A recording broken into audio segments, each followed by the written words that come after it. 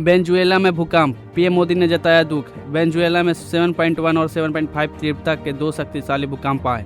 झटके राजधानी काराकस समेत कई क्षेत्रों में महसूस किए गए। कई इमारतों को नुकसान हुआ और सुनामी अलर्ट जारी किया गया। आपातकाल की 51वीं बरसी, संविधान हत्या दिवस। भारतीय जनता पार्टी आज पूरे देश में आपातकाल की वर्षी को संविधान हत्या दिवस के रूप में मना रही है। बीजेपी राष्ट्रीय अध्यक्ष नितिन नवीन रोहतक में मुख्य कार्यक्रम में शामिल होंगे। पीएम मोदी ने आपातकाल पर किया पोस्ट। प्रधानमंत्री नरेंद्र मोदी ने 25 जून 1975 को देश के इतिहास का सबसे काला अध्याय बताते हुए आपातकाल के दौरान लोकतांत्रिक मूल्यों की रक्षा करने वाले नागरिकों को भरपूर श्रद्धांजलि दी। उन्होंने कहा कि आपातकाल हमारे संविधान, नागरिक स्वतंत्रता और अभिव्यक्ति की आज़ादी पर सीधा हमला था। योगी का आपातकाल पर निशाना। यूपी के मुख्यमंत्री योगी आदित्यनाथ ने कहा कि 25 जून 1975 भारतीय लोकतंत्र के इतिहास में काले अध्याय के तौर पर दर्ज है। उन्होंने कहा कि कांग्रेस ने सत्ता के अहंकार में अभिव्यक्ति की आज़ादी और नागरिक अधिकारों पर गहरा प्रहार किया।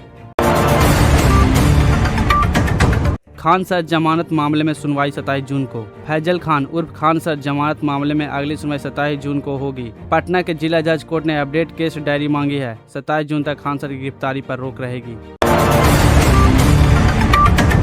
वेनेजुएला में इमरजेंसी घोषित। वेनेजुएला में तबाही के बाद अंतरिम राष्ट्रपति डेल्सी रोड्रिगेज ने देश में इमरजेंसी की घोषणा कर दी। भूकंप के चलते राजधानी काराकस समेत कई शहरों में बड़ी इमारतें जमींदोज हो गई है।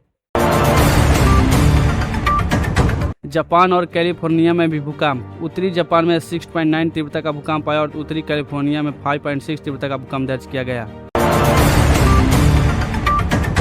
चीन ने सुपर कंप्यूटर रेस में अमेरिका को पछाड़ा। सुपर कंप्यूटर की रेस में चीन 2017 के बाद पहली बार फिर नंबर 1 बन गया है।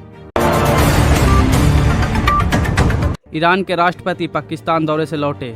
ईरान के राष्ट्रपति मसूद पेजेश्कियन का पाकिस्तान दौरा खत्म हुआ और वे तेहरान के लिए रवाना हो गए। अमेरिका में लाइब्रेरी में फायरिंग, 2 की मौत। अमेरिका में एक लाइब्रेरी में घुसकर 18 साल के लड़के ने फायरिंग की, जिसमें 2 लोगों की मौत हो गई।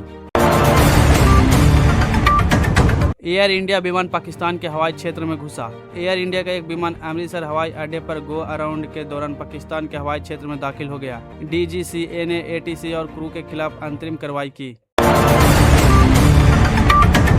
भारत तिवारी इनकाउंटर। भारत तिवारी इनकाउंटर मामले में जगदीशपुर एसडीपीओ राजेश वर्मा को हटाया गया। नंदनगरी में भीषण बस हादसा। दिल्ली के नंदनगरी डिपो के पास एक अनियंत्रित बस ने कई वाहनों को टक्कर मार दी। इस हादसे में 27 वर्षीय बाइक सवार विनीत की मौत हो और 2 अन्य घायल हुए। जीडीबी अस्पताल में उनका इलाज जारी है। पुलिस और फोरेंसिक टीम ने जांच शुरू कर दी है। यमुना बाजार में डीडीई की बड़ी कार्रवाई। दिल्ली विकास प्राधिकरण ने निगम बोध घाट के पास यमुना बाजार इलाके में बिना अनुमति बने अवैध निर्माणों को ध्वस्त कर दिया। सुरक्षा बलों की मौजूदगी में नदी क्षेत्र के पास के सभी अवैध कब्जे हटाए गए।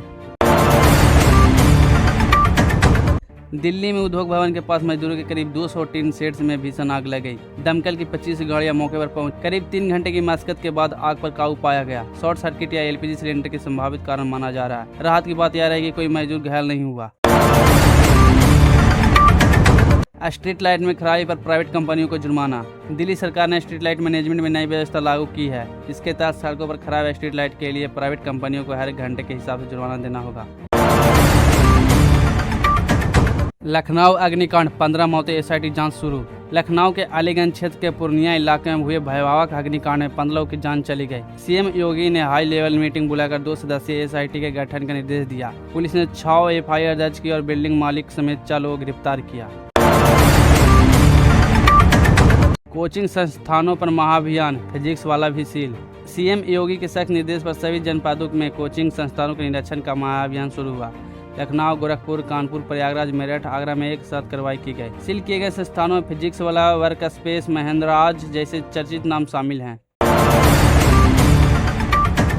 अग्निकांड पीड़ितों को 5 लाख मुआवजा। उत्तर प्रदेश सरकार ने लखनऊ अग्निकांड में जान गंवाने वाले प्रत्येक मृतक के परिजनों को 5 लाख रुपए की अनुग्रह सहायता राशि देने की घोषणा की है।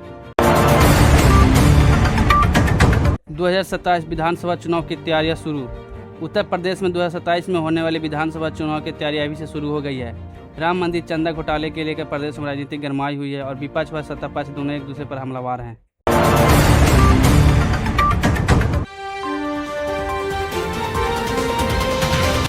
नमस्कार, आप देख रहे हैं टीजीएस इंडिया न्यूज। इससे पहले आप हमें कमेंट में जरूर बताएं कि आप ये वीडियो कहां से देख रहे हैं।